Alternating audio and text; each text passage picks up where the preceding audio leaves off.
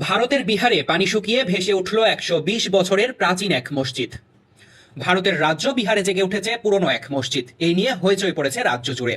বিহারের নওয়াদা জেলায় খরার ফলে এই মসজিদের উত্থান। ফুলওয়ারিয়া বাঁধের পানিতে এটি একসময় ডুবে গিয়েছিল। পানি শুকিয়ে যাওয়ায় ৩০ বছর পর এখন চাক্ষুষ হচ্ছে পুরো মসজিদটি। তাই এটি দেখতে ভিড় করছেন অনেক মানুষ।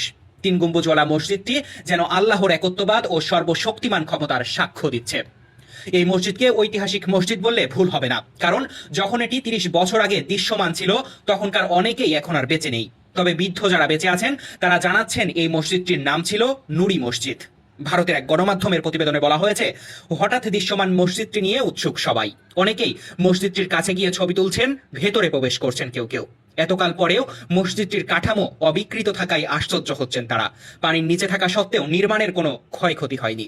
প্রথমে পানির স্তর কমতে থাকলে গম্বুজের চেহারা দৃশ্যমান হতে থাকে, তবে বিষয়টি ভালোভাবে কেউই বুঝতে পারেননি। সবার মধ্যে কৌতূহল জাগতে থাকে। এরপর পানি শুকিয়ে পুরো মসজিদ সামনে আসতেই চমকে ওঠেন সবাই। এক রাতের মধ্যে জিনে তৈরি করলো নাকি এই মসজিদ, এমন প্রশ্ন যখন ঘুরপাক খাচ্ছে সবার মধ্যে, তখন ইতিহাস সামনে আসতেই পরিষ্কার হয় পুরো বিষয়টি। প্রাচীনরা জানান এই মসজিদটির নাম নুরি মসজিদ। মসজিদটির উচ্চতা প্রায় ৩০ ফুট। প্রাচীন মুঘল রীতিতে এটি নির্মিত বলে মনে করা হচ্ছে। এখানে ছিল মুসলিমদের বেশ ভালো রকম বসবাস।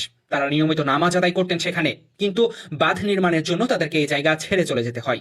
সরকার জায়গাটি অধিগ্রহণ করে রাজাউলি ব্লকের অন্য আরেকটি গ্রাম হারদিয়াতে তাদের স্থানান্তর করা হয়।